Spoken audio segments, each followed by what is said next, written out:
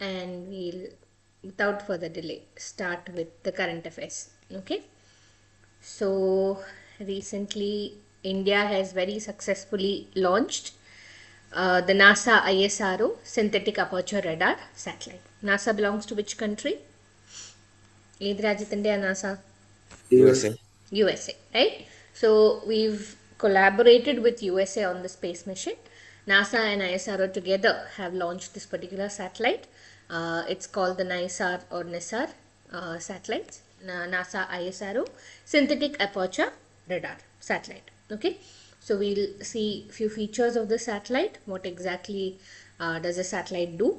All those we'll just quickly go through. Fine. So India successfully launched the NASA ISRO synthetic aperture radar satellite aboard GSLV F-16 from Sriharikota on July 31st, 2025. Okay, so July 31st, 2025 തീയതിക്കാണ് ഈ പറയുന്ന NISAR satellite നമ്മൾ successfully launch ചെയ്തിരിക്കുന്നത്. And we've launched it aboard GSLV F-16. Any satellite launch ചെയ്യണതിന് നമുക്ക് എന്താ വേണ്ടേ? What do we need to launch a satellite? What do we usually launch a satellite on? A rocket, right? So ഈ പറയുന്ന GSLV, PSLV, you must have heard, right? That is polar synchronous launch vehicle, geosynchronous launch vehicle. So ഈ പറയുന്ന GSLV, PSLV എന്ന് പറയുന്നത് launch vehicles ആണ്. So that the satellite is launched in the orbit, intended orbits, right? Usually GSLV എന്ന് പറയുന്നത് it can launch heavier satellites than polar synchronous launch vehicle. And GSLV, we usually the difference also depends on the type of orbits they place these satellites. Okay, we'll get into that in detail. Before that, for now, understand that this was launched aboard the GSLV F-16. Okay, so it marks the first joint Earth observation mission between ISRO and NASA. It is actually a beginning of a new space collaboration with USA. Okay, so it's a diplomatic connection. From the space perspective, നമ്മൾ ഒന്നും കൂടെ ഒന്ന് deepen ചെയ്തിരിക്കുകയാണ് USA ആയിട്ട്. അതിൻ്റെ ഒരു ഭാഗമായിട്ടാണ് നമ്മൾ ഈ പറയുന്ന ISRO NASA മിഷൻ കൺസിഡർ ചെയ്യേണ്ടത്. Fine, all right. Any doubts so far? Can I go ahead? Yes, ma'am. Okay. Now, what is NISAR? Okay, NASA ISRO synthetic aperture radar, joint Earth observation satellite. Earth observation satellite nu parayumbo what do you understand? What is an Earth observation satellite? From the term itself, it's used to observe Earth. Okay, it can be used to observe different parts of Earth. It will have a certain objective to achieve, right? Probably observe the ice caps, or probably observe some other feature of the Earth. Okay, so this particular NASA ISRO synthetic aperture radar satellite is an Earth observation satellite, and it uses a dual frequency synthetic aperture radar technology. Dual frequency as in it uses L and S band. ഈ പറയുന്ന എല്ലും S ബാൻഡും എന്ന് പറയുന്നത് ഫ്രീക്വൻസിയുടെ അനുസരിച്ച്, usage അനുസരിച്ചാണ് എല്ലും S ബാൻഡുമായിട്ട് തിരിക്കുന്നത്. ഓക്കെ, രണ്ട് ബാൻഡായിട്ട് തിരിക്കുന്നത് it's based on the frequency that is being used. So this particular synthetic aperture radar, we will see what a synthetic aperture radar is. This synthetic aperture radar uses dual frequency, and that is in the L and S band for land and ice monitoring. എന്താണ് purpose ഇതിൻ്റെ? ലാൻഡും ice മോണിറ്ററിങ്ങും ആണ് ഈ പറയുന്ന NISAR സാറ്റലൈറ്റിൻ്റെ purpose എന്ന് പറയുന്നത്. So നമുക്ക് മനസ്സിലാക്കാൻ പറ്റുന്ന കീ പോയിന്റ്സ് ഇവിടെ എന്തൊക്കെയാണ്? This is A joint earth observation satellite.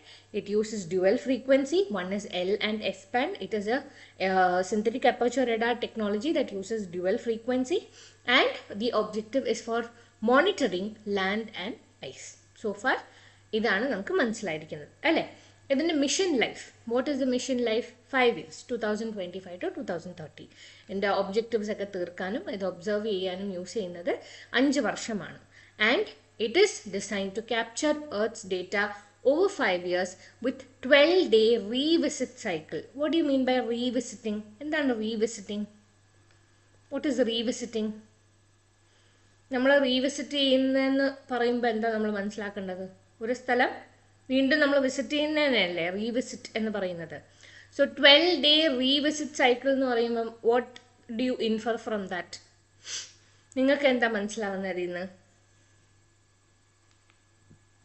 12 ദിവസത്തിൽ ഈ സാറ്റലൈറ്റ്, ഇപ്പം ഇന്ന് കൊല്ലത്തിൻ്റെ മേളിൽ ഈ സാറ്റലൈറ്റ് വന്നെങ്കിൽ 12 ദിവസം കഴിഞ്ഞ് അതേ സ്ഥലത്ത് വീണ്ടും ഈ സാറ്റലൈറ്റ് വരും. Okay, 12-day revisit cycle. So ഈ പറയുന്ന 12 days വീണ്ടും അത് കൃത്യമായിട്ട് ആ സ്ഥലത്ത് തന്നെ വീണ്ടും വന്ന് ഒബ്സർവേഷൻ നടത്തും എന്നുള്ളതാണ് ഇതിൽ നിന്ന് നമുക്ക് മനസ്സിലാക്കേണ്ടത്. Okay, so the mission life is 5 years with a 12-day revisit cycle. Clear? So far good? So we learned what is a launch vehicle, and we learned what exactly is the technology being used, with which country have we collaborated, what is the mission life, and what is the revisit cycle. Okay, now the orbit is a sun-synchronous polar orbit. Okay, so there are different types of orbits. ഫൈൻ, നമുക്ക് satellites കറങ്ങുന്നത് ഒരുപാട് different type of ഓർബിറ്റിലാണ്. ചില most of the satellites west to east ആണ് നമ്മുടെ എർത്തിന് ചുറ്റും റിവോൾവ് ചെയ്യുന്നത്. But there are certain satellites like the ones in the sun-synchronous polar orbit which go from north to south. Okay, ഈ പറയുന്ന sun-synchronous polar orbit or polar orbital നമ്മുടെ satellites, it goes around the earth from north to south. അതായത് നമ്മുടെ ഏകദേശം north pole to south pole ആണ് ഇതിൻ്റെ കണക്കെന്ന് പറയുന്നത്. Okay, so it revolves around north to south. So this particular orbit that NISAR has been placed is the sun-synchronous polar orbit, and this particular orbit, this satellite is at a height of 747 km. By ഇച്ചിരി അധികം പൊക്കത്തിലാണ് നമ്മുടെ ഈ NISAR satellite place ചെയ്തിരിക്കുന്നത്. And why is this so? ഈ പറയുന്ന sun-synchronous polar ഓർബിറ്റിൻ്റെ ഒരു പ്രത്യേകത എന്ന് പറയുന്നത്, ഇവിടെ പ്ലേസ് ചെയ്തിരിക്കുന്ന സാറ്റലൈറ്റ് എപ്പോഴും സണ്ണായിട്ട് സിങ്ക് ആയിട്ടാണ് നടക്കുന്നത്. അതായത് ഏകദേശം ഒരേ ദിവസം, അതായത് ഒരു സ്ഥലം പാസ് ചെയ്യുന്ന സമയത്ത് അവർ സണ്ണിൻ്റെ ലൈറ്റ് കൺസിസ്റ്റൻ്റ് ആയിട്ട് നിൽക്കുന്ന അതേ ടൈമിലായിരിക്കും പിറ്റേ ദിവസം വീണ്ടും ആ സ്ഥലം പാസ് ചെയ്യുന്നത്. അതായത് they are in sync with the sun's light while passing places. So consistent ആയിട്ട് ഒരേ ലൈറ്റിങ്ങിൽ ഒരു സ്ഥലം ഇവർക്ക് ഒബ്സർവ് ചെയ്യാനുള്ളൊരു കേപ്പബിലിറ്റിയാണ് ഈ sun-synchronous പോളാർ ഓർബിറ്റിലോട്ട് നമ്മളൊരു സാറ്റലൈറ്റ് വിടുമ്പം അവിടെ നിന്ന് അച്ചീവ് ചെയ്യുന്നത്. മനസ്സിലായോ? So basically as the satellite is travelling, it is in sync with the sun's light and the location. So ഇന്ന് ഇവിടെ ഒബ്സർവ് ചെയ്തു എന്ന് കരുതുക, ഇതേ സമയത്തായിരിക്കും ഈ പറയുന്ന റീവിസിറ്റ് സൈക്കിൾ കംപ്ലീറ്റ് ചെയ്യുമ്പം സണ്ണിൻ്റെ അതേ ലൈറ്റ് നിൽക്കുന്ന അതേ ടൈമിലായിരിക്കും വീണ്ടും റീവിസിറ്റ് ചെയ്യുന്നത്. So it gets A consistent picture of the place irrespective of the ബാക്കിയുള്ള ഘടകങ്ങളൊക്കെ നമ്മൾ ഇറസ്പെക്റ്റീവ് ഓഫ് ദാറ്റ് ആ ലൈറ്റിംഗ് കൺസിസ്റ്റൻ്റ് ആയിട്ട് കിട്ടാൻ വേണ്ടിയിട്ട് അതേ ഒരു സ്ഥലത്ത് റീവിസിറ്റ് ചെയ്യുമ്പോൾ ആ ഒരു കൺസിസ്റ്റൻ്റ് ആയിട്ടുള്ള ഒരു ലൈറ്റിങ്ങിൽ നമുക്ക് ഇമേജ് പ്രോസസ്സ് ചെയ്തെടുക്കാൻ പറ്റും എന്നുള്ളതാണ് sun-synchronous പോളാർ ഓർബിറ്റിൽ സാറ്റലൈറ്റ്സിനെ പ്ലേസ് ചെയ്യുമ്പോഴുള്ള ഏറ്റവും വലിയ അഡ്വാൻറ്റേജ് എന്ന് പറയുന്നത്. Okay, so launch site Satish Dhawan space centre, Sriharikota, launched aboard GSLV F-16 marking ISRO's first polar orbit GSLV mission. നമ്മൾ മനസ്സിലാക്കേണ്ടത് ഈ geosynchronous launch vehicle mission usually GTO എന്ന് പറയുന്ന നമ്മുടെ ട്രാൻസ്ഫർ ഓർബിറ്റ് എന്ന് പറയും. ഓക്കെ, ജിയോസ്പേഷ്യൽ ട്രാൻസ്ഫർ ഓർബിറ്റിലാണ് യൂഷ്വലി നമ്മൾ ഈ GSLV മിഷൻസ് ലോ എർത്ത് ഓർബിറ്റ്സിലോട്ടും നമ്മൾ അയക്കാറുണ്ട്. കൂടുതലും നമ്മൾ GTO എന്ന് പറയുന്ന ഓർബിറ്റിലോട്ടാണ് സാറ്റലൈറ്റ്സിനെ അയക്കുന്നത്. ഈ പോലാർ ഓർബിറ്റിലോട്ട് ആദ്യമായിട്ടാണ് GSLV ഒരു സാറ്റലൈറ്റ് ലോഞ്ച് ചെയ്യുന്നത്. ഇത്രയും നാളും നമ്മുടെ PSLVs ആണ് പോലാർ ഓർബിറ്റ്സിലോട്ട് ഈ പറയുന്ന സാറ്റലൈറ്റ്സ് ലോഞ്ച് ചെയ്തുകൊണ്ടിരുന്നത്. സോ GSLV മിഷൻ്റെ ആദ്യത്തെ പോലാർ ഓർബിറ്റാണ് നമ്മൾ ഈ പോലാർ മിഷനാണ് നമ്മൾ ഈ കാണുന്ന NISAR സാറ്റലൈറ്റ് എന്ന് പറയുന്നത്. Okay, any doubt? എന്തെങ്കിലും ഡൗട്ട് ഉണ്ടോ? ഇതെല്ലാം നമുക്ക് ഡീറ്റെയിൽഡ് ആയിട്ട് നോക്കാം. Can I go ahead?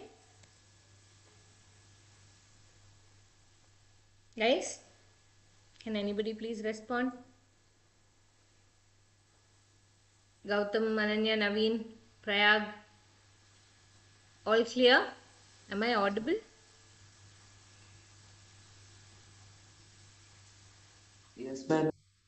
Okay. Yes, ma'am. All right, fine. So I'm going ahead. Polar orbit and sun-synchronous orbit. അപ്പോൾ നമ്മൾ പഠിച്ചു that this particular satellite is being placed in the sun-synchronous polar orbit. What exactly are polar orbits and sun-synchronous orbits? Sun-synchronous orbit എന്ന് പറയുന്നത് actually ഒരു type of polar orbit ആണ്. Okay? So satellites in polar orbit usually travel past Earth from north to south rather than from west to east, passing roughly over the Earth's poles. അപ്പം ഈ പറയുന്ന പോലാർ orbit അല്ലെങ്കിൽ സൺസിൻക്രോണസ് orbit എന്ന് പറയുന്നത് sun synchronous orbit is a type of polar orbit. What is exactly a polar orbit? Basically orbiting around the poles of the earth. Okay, so they travel pass the north and south rather than from west to east, passing roughly over the earth's poles. Satellites in a polar orbit do not have to pass north and south pole precisely.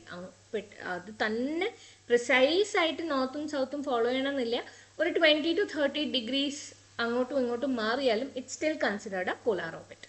Fine.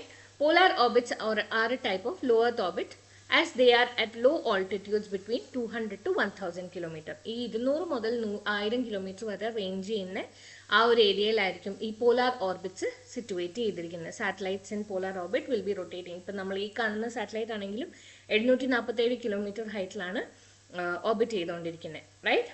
So that is about polar orbit and sun-synchronous orbit. Sun-synchronous orbit is a particular kind of polar orbit. Satellites in sun-synchronous orbit traveling over the polar regions are synchronous with the sun. This means they are synchronized to always be in the same fixed position relative to the sun. Okay? This means that the satellite always visits the same spot at the same local time. ഇതാണ് നമ്മൾ പറഞ്ഞത്. Okay? For example, passing the city of Paris every day at noon exactly. അതായത് ഒരേ സമയത്ത് തന്നെ സണ്ണുമായിട്ട് zinc ചെയ്ത് ആണ് ഈ പർട്ടിക്കുലർ സാറ്റലൈറ്റ്സ് മൂവ് ചെയ്യുന്നത്.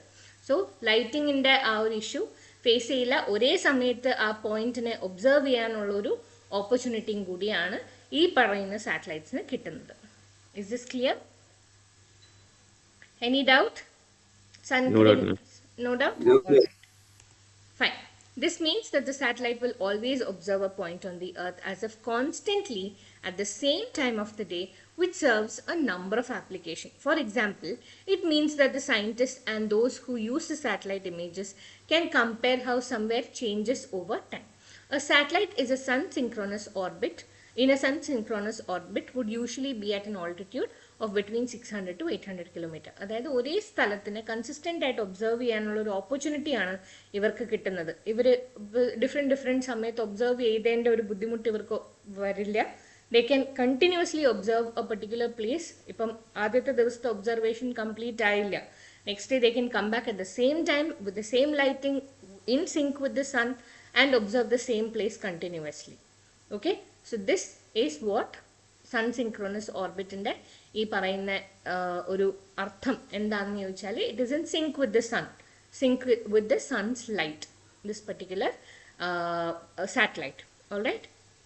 Now what exactly is a synthetic aperture radar? Okay, so this technology, what does it do? It is used to create high resolution images using radar. And the biggest advantage of synthetic aperture radar is that it is independent of the weather and other climatic conditions. Example, even if it's very cloudy, ഭയങ്കരമായിട്ട് cloud ഉണ്ടെങ്കിലും അല്ലെങ്കിൽ രാത്രി സമയങ്ങളിലാണെങ്കിലും മിക്ക satellite night ടൈമിൽ photos എടുക്കുമ്പോൾ അതിൻ്റെതായ issues ഉണ്ടാവാറുണ്ട്, observation issues ഉണ്ടാവാറുണ്ട്. പക്ഷേ in the case of synthetic aperture radar it is independent of light and weather conditions. അതായത് ഈ വെതർ എങ്ങനെ ഇരുന്നാലും, ലൈറ്റിംഗ് കണ്ടീഷൻസ് എങ്ങനെ ഇരുന്നാലും it will continuously take high resolution images. ഇതെങ്ങനെയാണെന്ന് പറഞ്ഞാൽ ഈ പറയുന്ന synthetic aperture radar uses microwave pulses. ഈ മൈക്രോവേവ് പൾസസിനെ ഈ പറയുന്ന സിന്തറ്റിക് അപ്പർച്ചർ റഡാർ റിലീസ് ചെയ്യുന്നു. അത് നമ്മുടെ ഇൻറ്റൻഡഡ് ഒബ്സർവ് ചെയ്യുന്ന ഇൻറ്റൻഡഡ് ഒബ്ജക്റ്റുമായിട്ട് റിഫ്ലക്റ്റ് ചെയ്യുന്നതനുസരിച്ചാണ് ഇതിൻ്റെ ഡിസ്റ്റൻസും ഒക്കെ കാൽക്കുലേറ്റ് ചെയ്ത് ഇതിനെ മൾട്ടിപ്പിൾ ആയിട്ടുള്ള മൈക്രോവേവ് പൾസസ് എമിറ്റ് ചെയ്തുകൊണ്ടിരിക്കുകയാണ് ഒരു സ്ഥലം ഒബ്സർവ് ചെയ്യുമ്പോൾ. ആൻഡ് ഫ്രം ദാറ്റ് ആ റിഫ്ലക്റ്റഡ് ഇമേജ്, അതായത് ആ റിഫ്ലക്റ്റഡ് പൾസസിൻ്റെ ബേസിസിൽ, ആ റിഫ്ലക്റ്റഡ് പൾസസിൻ്റെ എനർജിയുടെ ബേസിസിലാണ് ഇമേജ് റെസൊല്യൂഷൻ നടത്തുന്നത്. So it is independent of lighting conditions and weather conditions as well. Okay, so it works by emitting microwave pulses and by analyzing the reflected signals to achieve a high image resolution. So ഈ പറയുന്ന ഒരു property of synthetic aperture radar, it is very useful in environmental monitoring, forest cover ഒക്കെ observe ചെയ്യാനും. ഓക്കെ, അതേപോലെ തന്നെ ഐസിൻ്റെ ഒരു നമുക്കിപ്പോൾ ഗ്ലോബൽ വാർമിംഗ് കാരണം ഐസ് ഒരുപാട് ഡിമിനിഷ് ആവുന്നുണ്ട്, റൈറ്റ്? ഐസ് ക്യാപ്സ് ഒരുപാട് മെൽറ്റ് ആവുന്നുണ്ട്. So to have a proper survey of a glacier, you can use this particular synthetic aperture radar because it will give a precise high resolution image based on the microwave pulsing, emitting and reflecting. Okay, disaster response, resource management, idinekka is resource management. Ipo example aanu glacier inde parnadu nammal. So all of this can be used by the synthetic aperture radar. It can be used day or night, making SAR operations independent of weather and lighting conditions. The microwaves bounce off objects on the ground and the returning signals are analyzed to determine the distance and characteristics of those objects. ഈ microwave emit ചെയ്യുന്ന microwaves bounce off ചെയ്യുന്നു objectsൽ നിന്ന് on the ground, and based on the returning signals ആ ഒരു ബേസിസിലാണ് ഇവർ distance calculate ചെയ്യുന്നത്. ഇപ്പോൾ 2 mountains ഉണ്ടെങ്കിൽ ആ മൗണ്ടൻസ് തമ്മിലുള്ള ഡിസ്റ്റൻസും അതിൻ്റെ ക്യാരക്ടറിസ്റ്റിക്സും, ഏതിനാണ് പൊക്കം കൂടുതൽ ഏതിനാണ് പൊക്കം കുറവ്, അല്ലെങ്കിൽ ആ മൗണ്ടനിൽ വേറെ എന്തെങ്കിലും ഫീച്ചർ ഉണ്ടോ, ഇതെല്ലാം മനസ്സിലാക്കാൻ നമുക്ക് വളരെ ഹൈ റെസൊല്യൂഷനിൽ ഈ ഒരു ബൗൺസിങ് ഓഫിൽ നിന്ന് മൾട്ടിപ്പിൾ മൈക്രോവേവ് ഈ പറയുന്നത് പോലെ സിഗ്നൽസ് ആണ് എമിറ്റ് ചെയ്യുന്നത്. It's not just 1 or 2.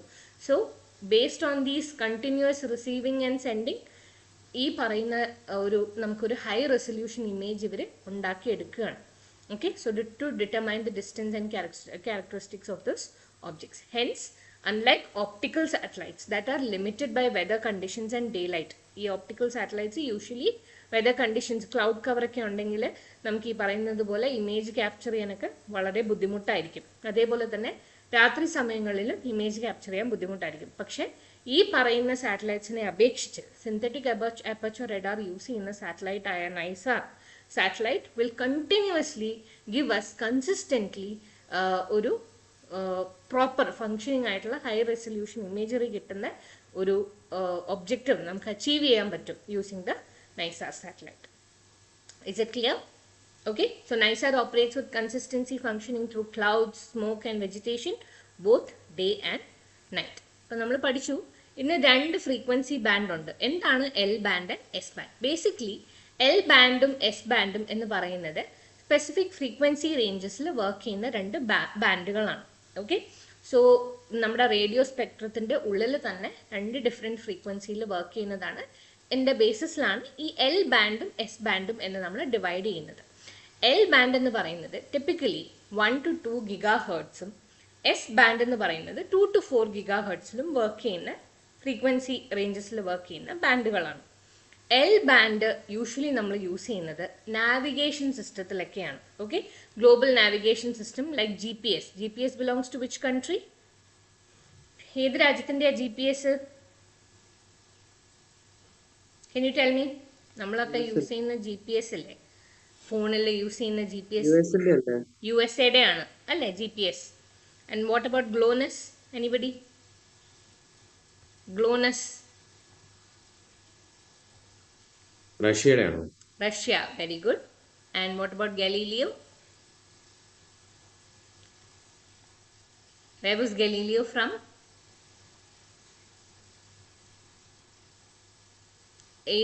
ഏത് കോണ്ടിനെന്റ് എന്നായിരുന്നു? കേട്ടില്ല.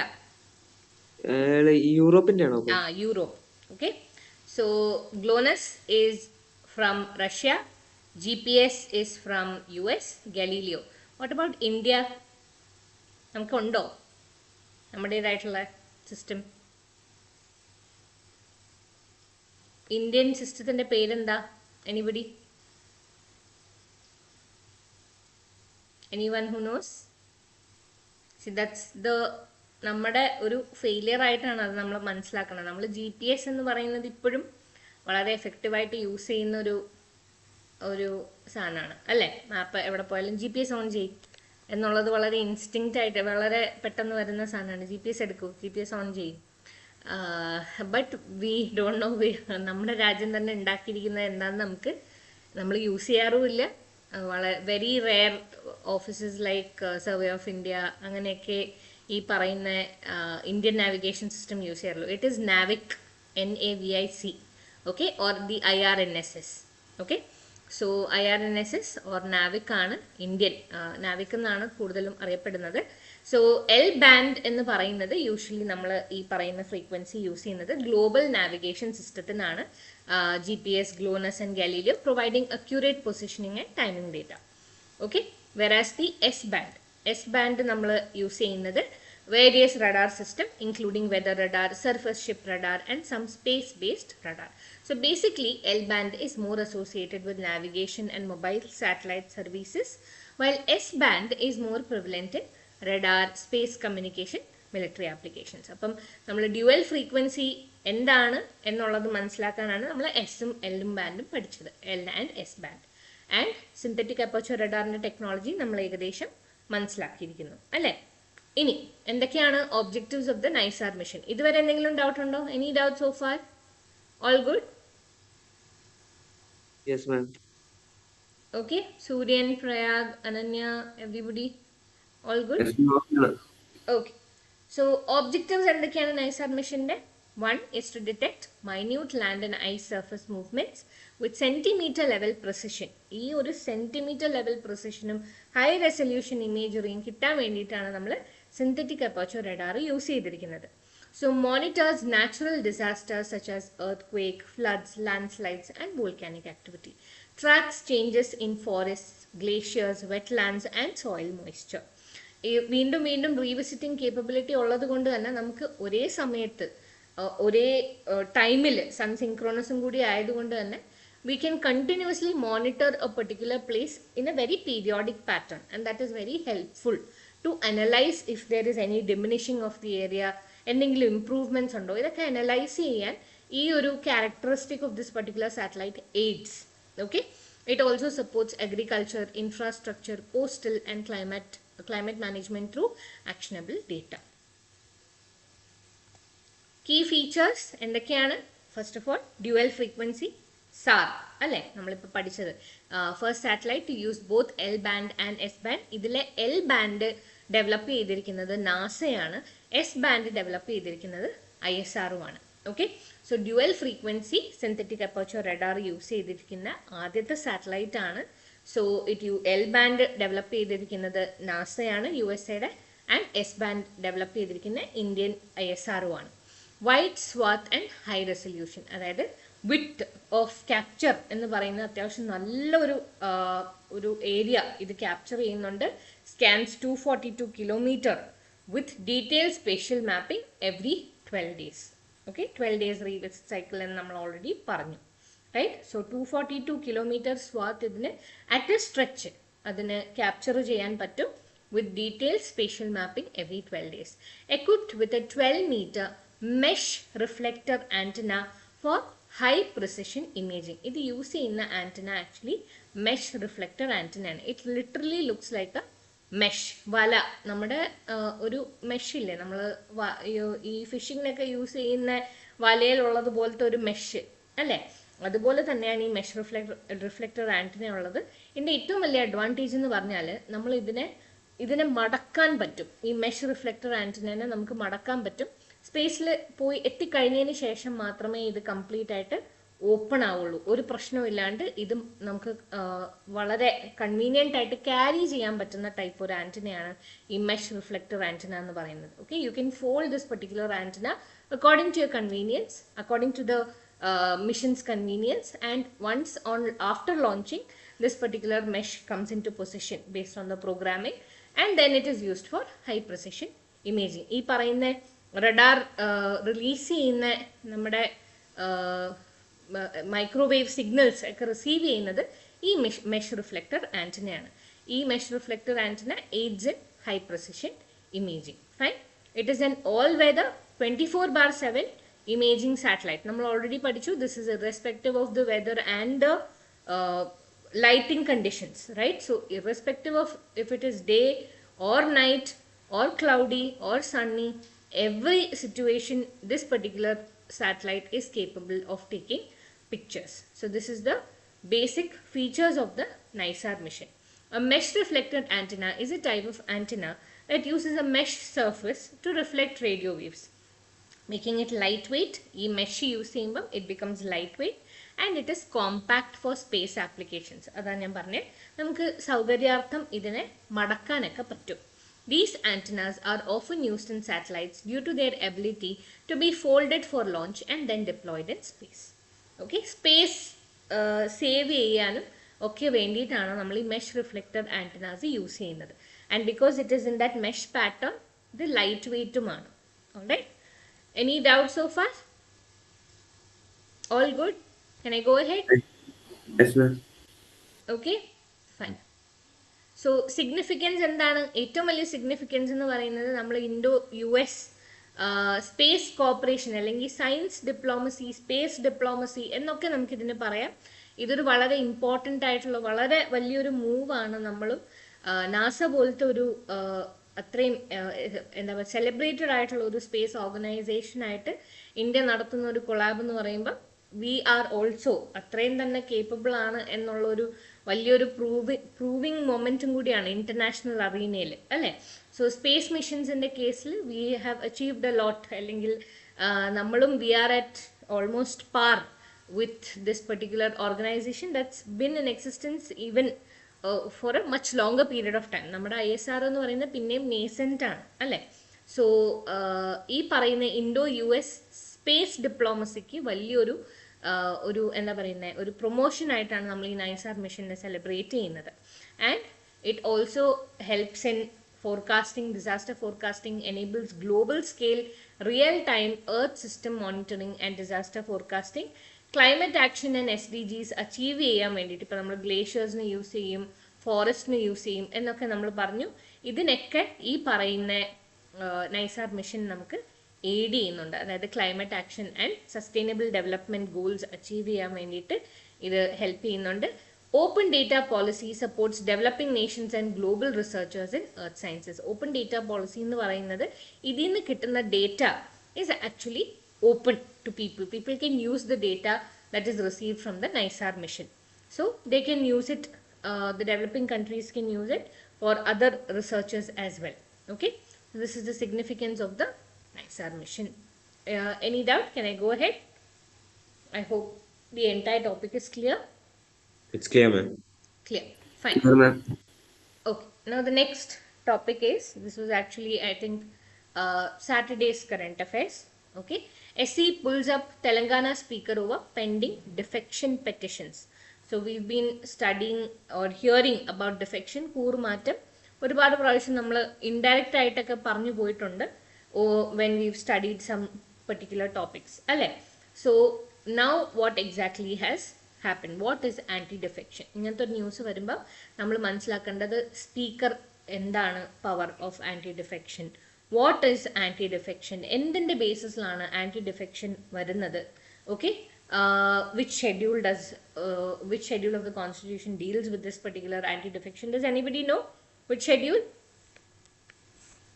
Anti-defection law ഏത് ഷെഡ്യൂളാണ് കൈകാര്യം ചെയ്യുന്നത് കോൺസ്റ്റിറ്റ്യൂഷനിൽ? Anyone? You've studied, I think last week തന്നെ നമ്മളിത് പറഞ്ഞു പോയിട്ടുണ്ട്, if I'm not wrong.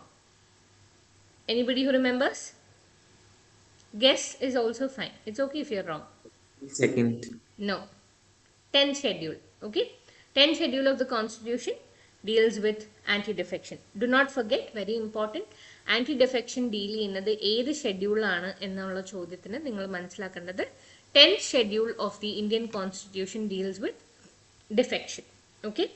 So we'll quickly see what exactly is anti-defection law.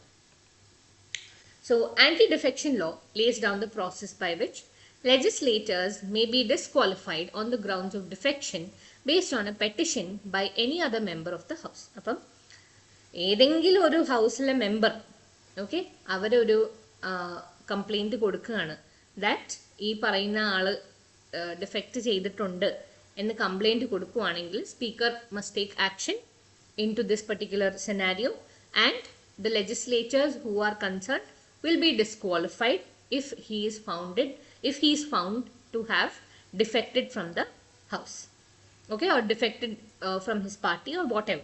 We'll see the criteria for defection.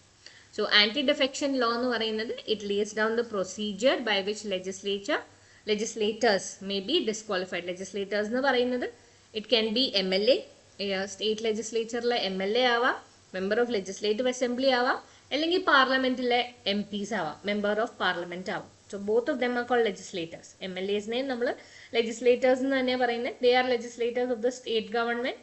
MPs എന്ന് പറയുന്നത് സെൻട്രൽ ഗവൺമെന്റിന്റെ legislators ആണ്. അത്രയേ ഉള്ളൂ വ്യത്യാസം. Okay, so MPs and MLAs, in both these cases, ഈ പറയുന്ന legislators-നെ നമുക്ക് on the grounds of defection disqualify ചെയ്യാം based on a petition by any other member of the house.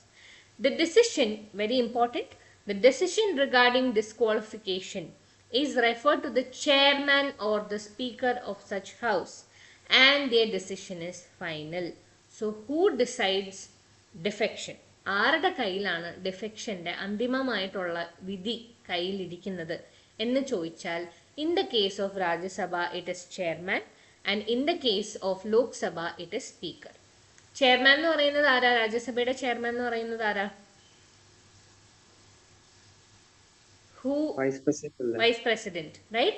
Vice President automatically ഈ പറയുന്ന വൈസ് പ്രസിഡന്റ് പൊസിഷനിലോട്ട് കയറുമ്പോൾ he becomes the ex officio chairman of the Rajya Sabha, right? ex officio chairman എന്ന് പറഞ്ഞാൽ എന്താ? വേറൊരു position hold ചെയ്യുന്നത് കൊണ്ട് ഓട്ടോമാറ്റിക്കലി ഈ ഒരു രാജ്യസഭയുടെ ചെയർമാനായി മാറുന്ന ഒരു വ്യക്തി, അതിനെയാണ് നമ്മൾ എക്സ് ഒഫീഷ്യോ എന്നുള്ളൊരു ടേം പറയുന്നത്. So because he is the vice president, he is also the ex officio chairman of Rajya Sabha. Automatically രാജ്യസഭയുടെ ചെയർമാനായി മാറുന്നു വൈസ് പ്രസിഡന്റ് എന്നുള്ള പദവിയിലോട്ട് കയറുമ്പോൾ. Okay, so in the case of Rajya Sabha disqualification തീരുമാനിക്കുന്നത് ചെയർമാനും, in the case of Lok Sabha disqualification തീരുമാനിക്കുന്നത് സ്പീക്കറുമാണ്.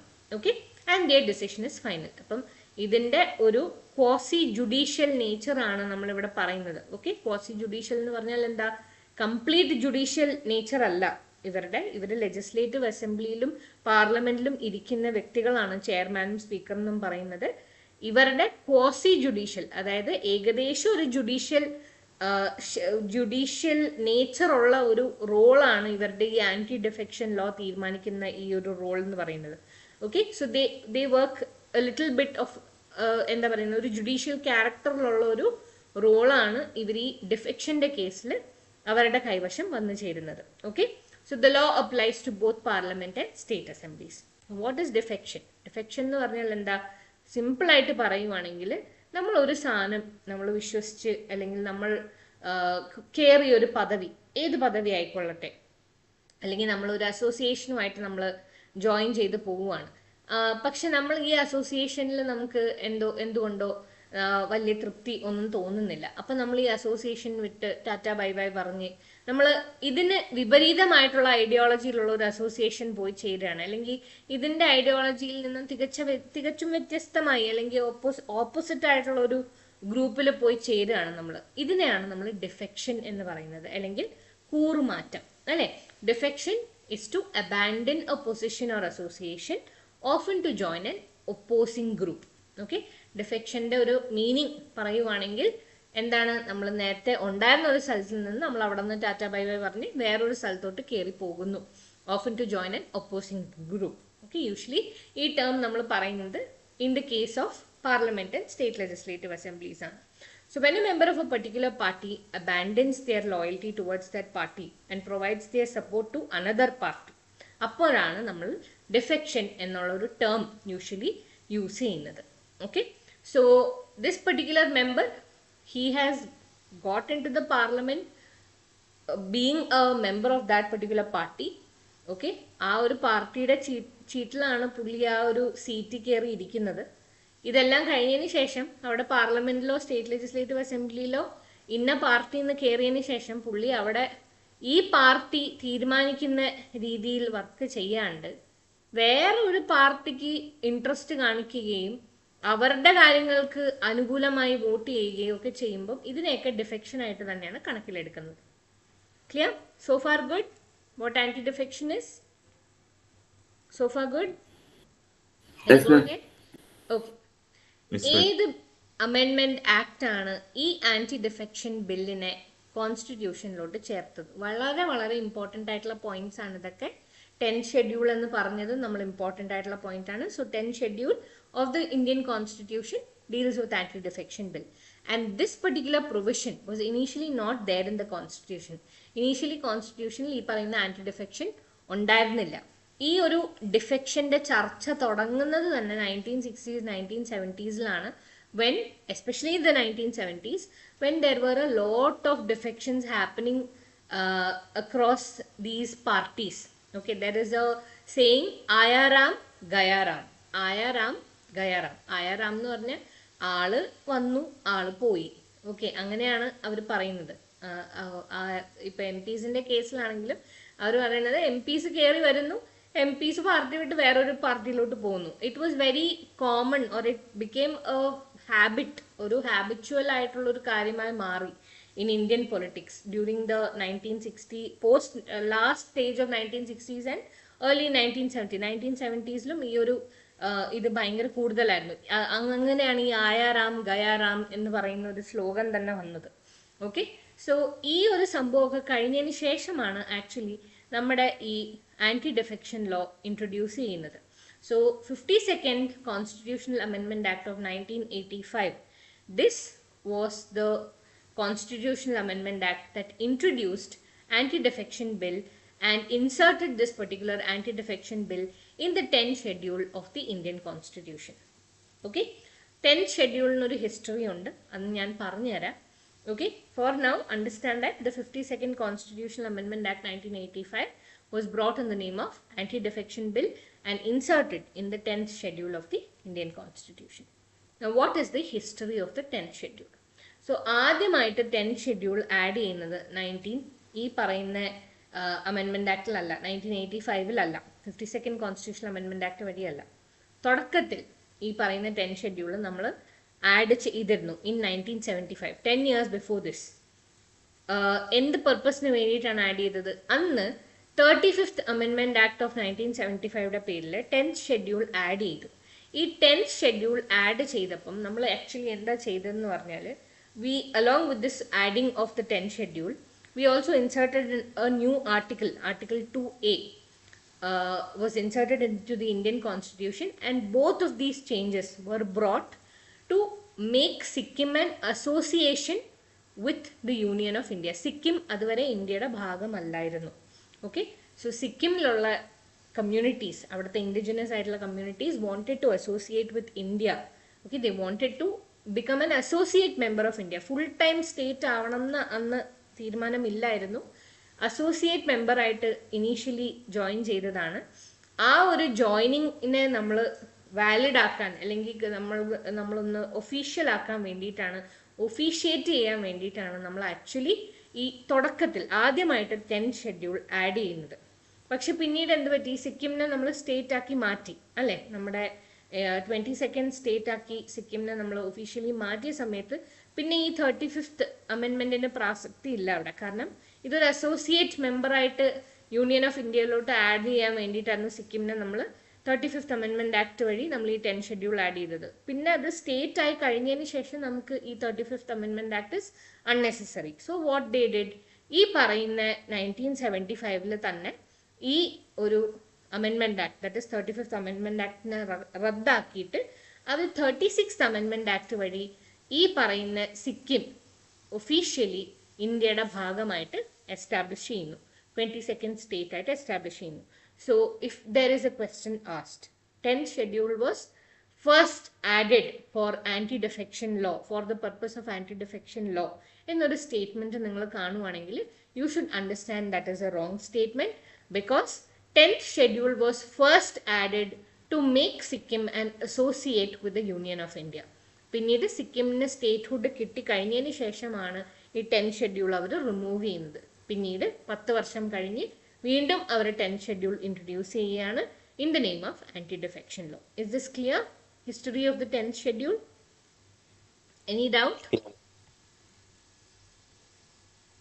All good? Yes, ma'am. Okay. Article 2A added by the 35th Amendment Act was also repealed along with the 10th schedule, and 10th schedule was also omitted. The Constitution 52nd Amendment Bill 1985, 10 years post that, again added a new 10th schedule related to the Anti-Defection Law. ഇനി എന്തൊക്കെയാണ് features of anti defection law? എന്തൊക്കെ ക്രൈറ്റീരിയാസിലാണ് ഒരാൾ കൂറുമാറി എന്നുള്ള പേരിൽ സ്പീക്കറിനോ ചെയർമാനോ action എടുക്കാൻ പറ്റുക എന്നുള്ളതാണ് നമ്മളിപ്പോൾ നോക്കുന്നത്. 1. If the legislator voluntarily gives up their membership of a political party, അതായത് ഇപ്പോൾ ബി ജെ പിയിൽ കയറിയ ഒരു ബി ജെ പി വേണ്ട കോൺഗ്രസ്സിൽ കയറിയ ഒരു അംഗം, ഓക്കെ, കോൺഗ്രസ്സിൽ കയറിയ ഒരാൾ, ഒരു മെമ്പർ ഓഫ് പാർലമെൻറ്റ്, അദ്ദേഹം അവിടെ എത്തിക്കഴിഞ്ഞതിന് ശേഷം പുള്ളി എന്ത് ചെയ്യുന്നു, എനിക്കിനി കോൺഗ്രസ് വേണ്ട, എനിക്കിതിൽ പ്രവർത്തിക്കാൻ പറ്റില്ല, ഞാൻ ബി ജെ പിയിൽ പോയി പ്രവർത്തിച്ചോളാം എന്ന് തീരുമാനിക്കുന്ന ആ ഒരു ആക്ഷൻ വോളണ്ടറിലി ആയിട്ട് തന്നെ പുള്ളി ആ മെമ്പർഷിപ്പ് കൊടുക്കുകയാണ്, അത് ഡിഫെക്ഷൻ ആണ്. Okay, that amounts to defection. If the legislator voluntarily joins any other political party, okay, ഇതിൻ്റെ തന്നെ ഇതാണ് that the same point is again mentioned. He gives up the membership of a political party and then he goes and joins another party. Just party ഇനി join ചെയ്തില്ല, കോൺഗ്രസിന്റെ membership വേണ്ട എന്ന് പറയുന്നതും defection ആണ്. ആ വേണ്ടാന്നിട്ട് പുള്ളി അവിടെ നിന്ന് മാറി ബി ജെ പിയിലോട്ടോ വേറെ ഏതെങ്കിലും പാർട്ടിയിലോട്ട് പോയി ചേരുന്നതും ഡിഫെക്ഷനാണ്. So basically if he's got into the parliament or the state legislative assembly by working in a particular political party, he should not give up that party ideology. അല്ലെങ്കിൽ ആ പാർട്ടിയിൽ നിന്ന് പുള്ളിക്ക് പുറത്ത് ചാടാൻ പറ്റില്ല. പുള്ളിയുടെ ആ ടേം തീരുന്നത് വരെ പുള്ളി ആ പാർട്ടിയുടെ മെമ്പർ ആയിരിക്കണം. ഇടയ്ക്ക് വെച്ച് പുള്ളിക്ക് പറയാൻ പറ്റില്ല, എനിക്ക് എൻ്റെ പാർട്ടിയോട് യോജിക്കാൻ പറ്റുന്നില്ല, അതുകൊണ്ട് ഞാൻ ഇനി കോൺഗ്രസിൻ്റെ മെമ്പർ അല്ല എന്ന് പറഞ്ഞാൽ അതും ഡിഫെക്ഷനാണ്. ഇനി അവിടെ നിന്ന് മാറി പുള്ളി വേറെ ഏതെങ്കിലും പാർട്ടി പോയി ചേർന്നാലും അതും ഡിഫെക്ഷനാണ്. Violation of instruction. അപ്പം നമ്മൾ ഓൾറെഡി പറഞ്ഞു that there is a party whip, right? Whip എന്ന് പറയുന്നത് എന്താ? Who is a whip? We recently studied about whip. Who is a whip? ഒരു പൊളിറ്റിക്കൽ പാർട്ടിയുടെ ലീഡർ എന്ന് പോലെ. Floor leader. നമ്മുടെ ക്ലാസ്സിലൊക്കെ മോണിറ്റർ പോലെയാണ് വിപ്പ്, അല്ലേ? നമ്മുടെ ക്ലാസ് ലീഡർ എന്ത് പറയുന്നു? നിങ്ങൾ എല്ലാവരും സൈലന്റ് ആയിട്ടിരിക്കണം, നിങ്ങൾ ഇനി ഒച്ച ഉണ്ടാക്കാൻ പാടില്ല ടീച്ചർ വരുന്നത് വരെ, അല്ലേ? അപ്പം നിങ്ങളത് ഒബേ ചെയ്തിരിക്കും. ഇനി എന്തെങ്കിലും നിങ്ങളെല്ലാവരും യുനാനിമസ് ആയിട്ട് ഡിസിഷൻ എടുക്കണം. അപ്പം ക്ലാസ് ലീഡർ വന്നിട്ട് പറയും, ഓക്കെ, നമുക്ക് എങ്ങനെയാണ് നിങ്ങളുടെ തീരുമാനം, നമുക്ക് വോട്ട് ചെയ്യാം, അല്ലെങ്കിൽ ഇന്നതുപോലെ ചെയ്യണം എന്ന് ക്ലാസ് ലീഡർ ഇൻസ്ട്രക്ട് ചെയ്യും, right? You guys will have, every classes will have a class monitor. I don't know if the system is prevalent now. Back in my times we had a class monitor. So ഈ monitor പറയുന്ന അനുസരിച്ചാണ് നമ്മളെല്ലാവരും act ചെയ്യുന്നത്. Just that way in A parliament or in A state legislative assembly ഓരോ പാർട്ടിക്കും പാർട്ടിയുടേതായിട്ടുള്ളൊരു leader ഉണ്ട്, party whip. Okay, അതിനെ WHIP whip എന്നാണ് പറയുന്നത്. Okay, it is not actually a role given in constitution or ഒരു സ്റ്റാറ്റ്യൂട്ടിലും ഇല്ലാത്ത ഒരു റോളാണ് ഈ വിപ്പ് എന്ന് പറയുന്ന റോൾ. ഇറ്റ്സ് ജസ്റ്റ് നമ്മൾ ഒരു തുടർന്ന് വന്ന ഒരു ശീലത്തിന്റെ അടിസ്ഥാനത്തിലാണ് വിപ്പ് എന്ന് പറയുന്ന ഒരു പൊസിഷൻ ഉള്ളത്. അല്ലാണ്ട് ഈ വിപ്പ് എവിടെ എഴുതി വെച്ചിട്ടില്ല ഇങ്ങനത്തെ ഒരു പൊസിഷൻ വേണം, അല്ലെങ്കിൽ ഇങ്ങനത്തെ ഒരു പൊസിഷൻ കോൺസ്റ്റിറ്റ്യൂഷനിലോ നമ്മുടെ പാർലമെന്ററി പൊളിറ്റിക്സിലോ അങ്ങനെ പാർലമെന്ററി ലോസിലോ അങ്ങനെ ഒന്നും എവിടെയും വിപ്പിനെ കുറിച്ച് മെൻഷൻ ഇല്ല. Rules of procedure of the പാർലമെന്റിൽ ഒന്നുമില്ല. ഇറ്റ് ഈസ് ജസ്റ്റ് ഒരു ശീലിച്ച് വന്ന ഒരു സമ്പ്രദായമാണ്. അത് ഇപ്പോഴും നമ്മൾ തുടരുന്നു. വിപ്പ് എന്ന് പറയുന്നത് ഒരു കൺവെൻഷനൽ ആയിട്ട് നമ്മൾ ചെയ്തുകൊണ്ടിരിക്കുന്ന ഒരു കാര്യമായതുകൊണ്ട് ഇപ്പോഴും ആ ഓഫീസ് കണ്ടിന്യൂ ചെയ്യുന്നു എന്നേ ഉള്ളൂ. ഓക്കെ, സോ ഈ വിപ്പ് പറയുന്ന കാര്യങ്ങൾക്ക് എതിരെ പ്രവർത്തിക്കുകയാണ് ഒരു വ്യക്തി. ഓക്കെ, വിപ്പ് ഒരു കാര്യം പറയുന്നു, പക്ഷേ ഈ ലെജിസ്ലേറ്റർ ആ കാര്യം ഒബേ ചെയ്യുന്നില്ല. അങ്ങനെയാണെങ്കിൽ ഈ ആളെ ഡിഫെക്ഷന്റെ ക്രൈറ്റീരിയയിൽ കൂട്ടും. If the legislator votes or abstains from voting in the house contrary to a direction issued by the political party he belongs to, usually it's the political whip. Okay, നമ്മുടെ പാർട്ടി വിപ്പാണ് ഈ പറയുന്ന ഇൻസ്ട്രക്ഷൻ കൊടുക്കുന്നത്. And this particular legislator he votes or abstains from voting. അതായത് ഇപ്പോൾ whip പറയാണ് നിങ്ങൾ vote ചെയ്യണ്ട എന്ന് പറഞ്ഞാൽ ഈ ആൾ പോയി വോട്ട് ചെയ്താൽ അത് ഡിഫെക്ഷനാണ്. ഇനി വിപ്പ് പറയാണ് നിങ്ങൾ വോട്ട് ചെയ്യണം എന്ന് പറഞ്ഞിട്ട് ആ ഒരാൾ മാത്രം വോട്ട് ചെയ്തില്ലെങ്കിൽ അതും ഡിഫെക്ഷനാണ്. They are deemed disqualified. അവർക്ക് ഈ പറയുന്ന പോലെ സ്പീക്കറിന് ഡിഫെക്ഷൻ്റെ ബേസിസിൽ ഒരു ആക്ഷൻ എടുക്കാം. Okay. Next, an independent legislator can be disqualified if they join a political party. Independent ആയിട്ട് മത്സരിച്ച് വന്ന ഒരു വ്യക്തിയാണ്. ഓക്കെ. അതായത് നാട്ടുകാരുടെ ഒക്കെ മുന്നിൽ ഞാൻ ഒരു പാർട്ടിയിലും ഇല്ല, BJP ഇല്ല, കമ്മ്യൂണിസ്റ്റും ഇല്ല, കോൺഗ്രസും ഇല്ല, ഒരു പാർട്ടിയിലും അല്ലാണ്ട് ഞാൻ ഇൻഡിപെൻഡൻ്റ് ആയിട്ട് ജയിച്ച് വന്നൊരു വ്യക്തിയാണ്. പക്ഷെ ഞാൻ പാർലമെൻറ്റിൽ കയറി കഴിഞ്ഞതിന് ശേഷം എനിക്ക് തോന്നുന്നതാണ് ഞാൻ ഇനി കമ്മ്യൂണിസ്റ്റ് പാർട്ടി കൂടാം, അല്ലെങ്കിൽ ഞാൻ ഇനി BJP കൂടാം എന്നെനിക്ക് തോന്നുവാണെങ്കിൽ അത് അഗൈൻ ഡിഫെക്ഷനാണ്. മെയിനായിട്ട് നിങ്ങളൊന്നൊന്ന് ആലോചിച്ച് നോക്ക്. How do you win an election?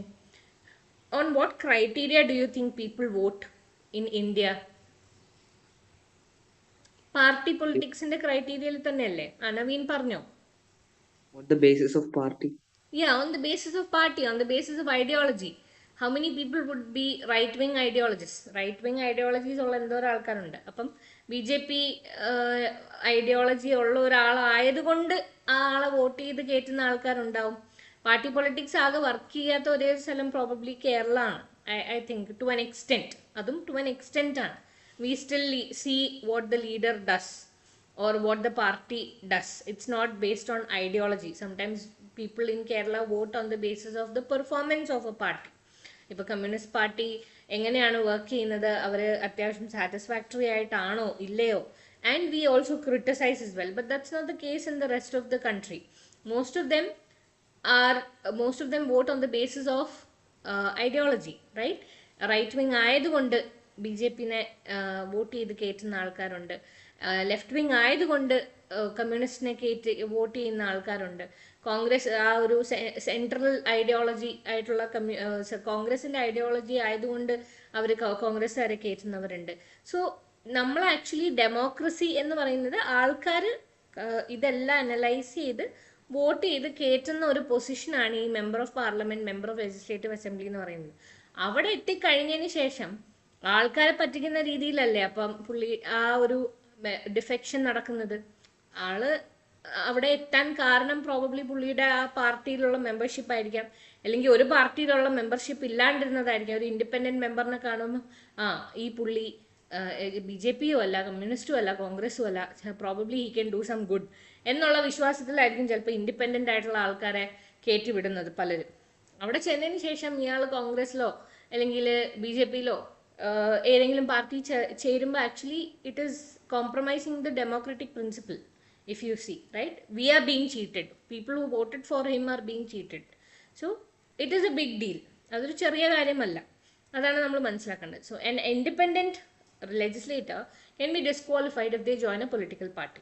A nominated legislator, അതായത് നോമിനേഷൻ ചെയ്തിട്ടുള്ള ലെജിസ്ലേറ്റർ, നമുക്ക് നോമിനേറ്റഡ് മെമ്പേഴ്സും ഉണ്ട് അല്ലേ? രാജ്യസഭയിലൊക്കെ നമുക്ക് നോമിനേറ്റഡ് മെമ്പേഴ്സ് ഉണ്ട്, ലോക്സഭയിലും ഉണ്ടായിരുന്നു. ആംഗ്ലോ ഇന്ത്യൻസ് നോമിനേറ്റഡ് ഉണ്ടായിരുന്നു, ഇപ്പം ഇല്ല, ആംഗ്ലോ ഇന്ത്യൻ പ്രൊവിഷൻ എടുത്ത് മാറ്റി അല്ലേ? So nominated legislator can be disqualified if they join any political party 6 months after the day they become a legislator. അതായത് member of parliament, member of legislative assembly ഒക്കെ ആയിക്കഴിഞ്ഞ് 6 മാസം കഴിഞ്ഞിട്ട് ഇയാൾ ഏതെങ്കിലും ഒരു പാർട്ടിയിൽ പോയി ചേർന്നാൽ അതിനെ ഡിഫെക്ഷൻ ആയിട്ടാണ് കണക്കിലെടുക്കുന്നത്. Within 6 months he can choose the party he wants to be a nominated member, but post 6 months if he chooses a party, then that is considered as defection. Okay, so these are the criterias of defection. ഇതിൻ്റെ അടിയിൽ ചില exceptions ഉണ്ട്. Now what happens if a party is completely utterly becoming a failure in the parliament or the state legislative assembly? Okay, ഇപ്പം എല്ലാവരും BJP-കാരായിട്ടോ കോൺഗ്രസ്സുകാരായിട്ടോ കമ്മ്യൂണിസ്റ്റുകാരായിട്ടോ ഒക്കെ കയറി കഴിഞ്ഞതിന് ശേഷം അവർക്ക് ഈ പാർട്ടിയുടെ ഒരു 2/3 മെമ്പേഴ്സിന് തോന്നുകയാണ്, 2/3 അധികം മെമ്പറിന് തോന്നുകയാണ് ദാറ്റ് ഇവിടെ നടക്കുന്നത് എന്തോ തീരെ ശരിയല്ല, ഞങ്ങൾക്ക് യോജിച്ചു പോകാൻ പറ്റുന്നില്ല, ഈ പറയുന്ന പാർട്ടി പൊളിറ്റിക്സും പാർട്ടി ഐഡിയോളജിയും പാർട്ടിയുടെ വർക്കിംഗ് ഇൻസൈഡ് ദ പാർലമെൻറ്റിൽ യോജിച്ചു പോകാൻ പറ്റുന്നില്ല എന്നവർ തീരുമാനിച്ചാൽ 2/3 മെമ്പേഴ്സോ അതിൽ കൂടുതൽ ഒരുമിച്ച് ഡിഫെക്റ്റ് ചെയ്താൽ അതിനെ ഡിഫെക്ഷനായിട്ട് കണക്കിൽ എടുക്കില്ല. വിച്ച് മീൻസ് ദാറ്റ് പാർട്ടിക്കുള്ളിൽ പ്രശ്നങ്ങൾ ഉണ്ടായിട്ടാണ് ഈ പറയുന്ന ഡിഫെക്ഷൻ നടന്നിരിക്കുന്നത്, അല്ലെങ്കിൽ ഇത്ര ആൾക്കാർ ഒരുമിച്ച് ഡിഫെക്റ്റ് ചെയ്യില്ലല്ലോ എന്നുള്ളതാണ് അതിൻ്റെ logic. Okay, So if 2/3 or more than 2/3 members defect together, move out of the party together, then it is not classified as a defection.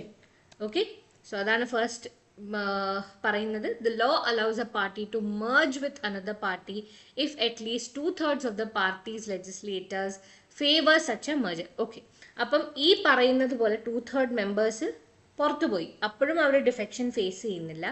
ഇനി ഈ 2/3 തീരുമാനിക്കുകയാണ് ദാറ്റ് നമുക്ക് ഈ ഒരു പാർട്ടിയായിട്ട് നമുക്ക് merge ചെയ്യാം എന്ന് തീരുമാനിക്കുമ്പോഴും ഡിഫെക്ഷൻ അവിടെ കണക്കിലെടുക്കുന്നില്ല. They can also merge with other political parties if at least 2/3 of the party's members favor it.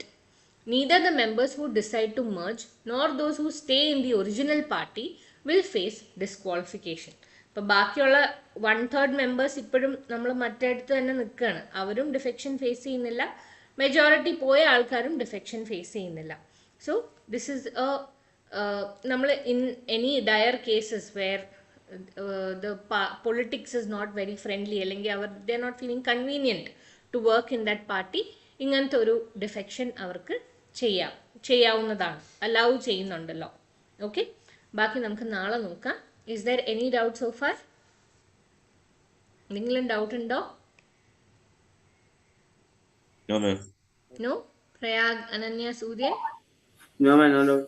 Okay. I hope it's clear to everybody. Fine. Then we'll wind up for the day, guys. Okay? Okay, ma'am. Fine. Thank you. Thank you, ma'am. Thank you, ma'am. Thank you. Thank you, ma'am.